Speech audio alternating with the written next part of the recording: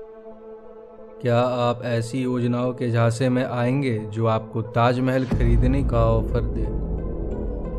हालांकि आज इस पर विश्वास करना मुश्किल लग सकता है, लेकिन कुछ दशक पहले एक आदमी था जिसने अपने चतुर और धूर्त तरीकों से ताजमहल के रूप में अकल्पनीय सपने बेचे। बड़ी बात यह भी है कि लोगों ने उस पर विश्वास भी किया। मिलिए भारत के सबसे लोकप्रिय ठग नटवर लाल से, जिनसे इंस्पायर होकर नटवर लाल नाम की एक फिल्म बनी जिसमें अमिताभ बच्चन, रेखा, अजीत और अमजद खान मुख्य भूमिका में थे। वह भारतीय ठगों के इतिहास में अपने मनोरंजक तरीकों के कारण कुख्यात रहे। बिहार के सिवान जिले के भांगरा गांव में मिथिलेश कुमार श्रीवास्तव के रूप में जन्मे नटवर लाल पेशे से एक वकील थे। क्योंकि नटवर लाल के पिता एक स्टेशन मास्टर थे, ये एक बड़ा कारण था कि उन्हें भारतीय रेलवे माल उद्योग के बारे में काफ़ी जानकारी थी। नटवर लाल को पहली बार अपनी जालसाजी दिमाग का सक्षमता का पता तब चला जब एक पड़ोसी ने उन्हें अपना बैंक ड्राफ्ट जमा करने के लिए भेजा। नटवर लाल को यह महसूस करते हुए देर नहीं लगी कि वह अपने पड़ोसी के हस्ताक्षर आसानी से कर सकता था। उसने अपने पड़ोसी के हस्ताक्षर की हूबहू नकल करके उसके खाते से 1000 रुपये निकाल लिए। कलकत्ता भागकर नटवर लाल ने एक कैजुअल स्टॉक ब्रोकर के रूप में काम करते हुए बैचलर ऑफ कॉमर्स की डिग्री के लिए छात्र के रूप में दाखिला लिया।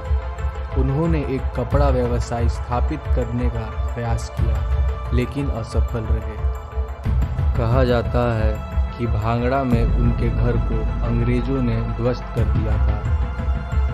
हालांकि जमीन अभी भी उनके परिवार की है। इसी तरह बैचलर ऑफ कॉमर्स की डिग्री और स्टॉक ब्रोकर के रूप में उनके कार्यकाल ने उन्हें बैंकिंग नियमों का ज्ञान दिया। दस्तावेजों और हस्ताक्षरों को बनाने की उनकी सक्षमता ने उन्हें विपक्ष के संभलतापूर्ण सतगत बनाने में मदद की। 1937 में नटवर लाल ने नकली गवर्नमेंट पेपर्स बनवा के 9 टन रेलवे के लोहे को चोरी से बेच दिया। बाद में कोलकाता पुलिस ने उन्हें अरेस्ट किया और इस आरोप में नटवर लाल को पहली बार जेल हुई और 6 महीने जेल में बिताने पड़े। गिरफ्तारी के बाद पुलिस का कहना है नटवर लाल रोजाना वैश्यों के पास जाता था, उन्हें नकली शराब पिलाता था और उनके गहने और पैसे चुरा कर भाग जाता था। हालांकि नटवर लाल को जल्द ही समझ आ गया कि ये तरीका काफ़ी खतरनाक है और वह फिर से जालसाजी करने लगा। कहा जाता है कि नटवर लाल ने खुद को छुपाने के लिए 50 से अधिक नामों का उपयोग किया। उन्हीं नामों का इस्तेमाल करके उसने सैकड़ों दुकानों मालिकों, जौहरियों और विदेशियों के लाखों रुपए ठगे। उन्होंने अक्सर लोगों को धोखा देने के लिए नए तरीकों का इस्तेमाल किया। 1950 के दशक में उन्होंने रेल भाड़ा और चावल के बैग से जुड़े गोठले में पंजाब नेशनल बैंक को 6.5 लाख रुपए की चपाट लगा दी। वह प्रसिद्ध हस्तियों के जाली हस्ताक्षर करने में भी माहिर था। कहा जाता है कि उन्होंने टाटा, बिरला और धीरूभाई अंबानी सहित कई उद्योगपति को धोखा दिया और उनसे बड़े रकम ठगे। ये भी कहा जाता है कि नटवर लाल ने संसद भवन को एक विदेशी को बेच दिया था।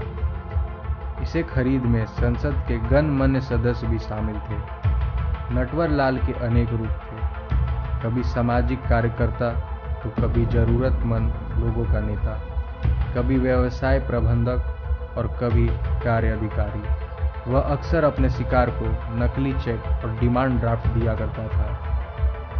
नटवर लाल कथित तौर पे अपने पैतृक गांव बंगारा में रॉबिन हुड जैसी शख्सियत रखते थे। कहा जाता है कि उन्होंने अपनी कमाई का एक हिस्सा गरीबों में भी बांटा था। उनके किस्सों में एक किस्सा ये भी है कि वो केवल अमीर को ही अपना लक्ष्य मानते थे और उन्हीं के साथ फ्रॉड करते थे। इन्हीं बातों ने नटवर लाल को बहुत लोकप्रिय बना दिया। सिवान शहर के एक निवासी के अनुसार जब भी नटवर लाल अपने शहर आते थे तब उनकी उपस्थिति में लोग बहुत बड़ी भीड़ उमड़ जाती थी।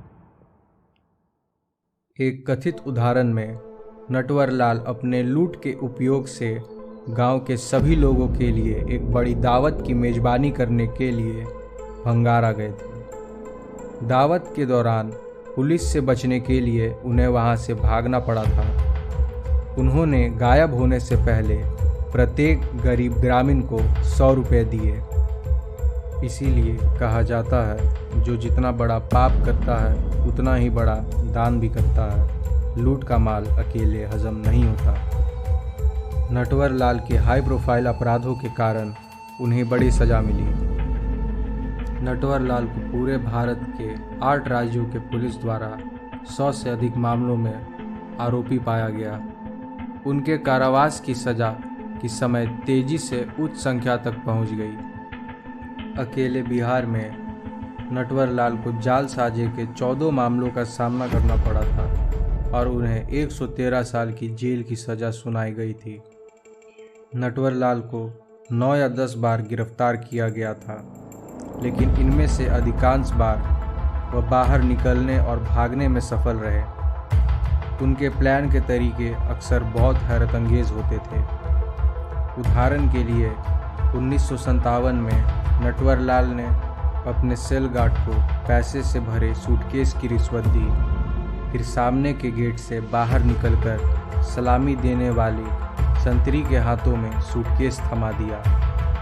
सूटकेस में वास्तव में पुराने समाचार पत्र थे और एक घटना में उन्होंने एक पुलिस अधिकारी के वर्दी चुरा ली और लापरवाही से जेल से बाहर निकल आए।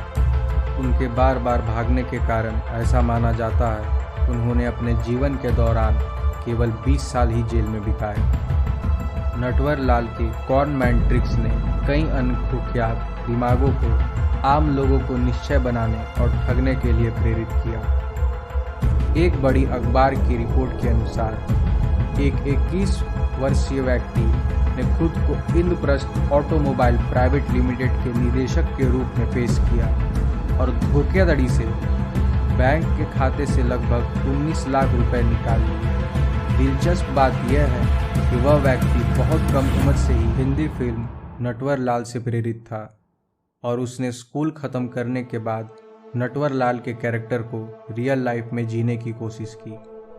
1996 में 84 साल की उम्र में नटवरलाल को आखिरी बार गिरफ्तार किया गया था। इस बार व्हील चेयर पर होने के बावजूद भी वो भागने में सफल रहे।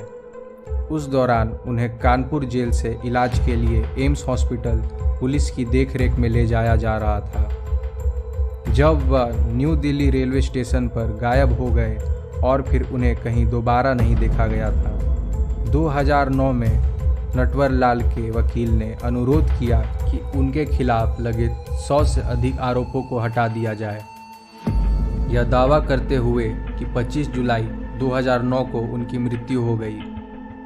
हालांकि उनके जीवन की तरह उनकी मृत्यु भी एक रहस्य से कम नहीं थी, जहां कि उनके वकीलों का भी दावा है कि 25 जुलाई 2009 को उनकी मृत्यु हो गई। ये जानकारी आपको कैसी लगी कमेंट सेक्शन में ज़रूर बताएं। वीडियो को लाइक करें, चैनल को सब्सक्राइब करें और पसंद आने पर अपने दोस्तों के साथ शेयर करें।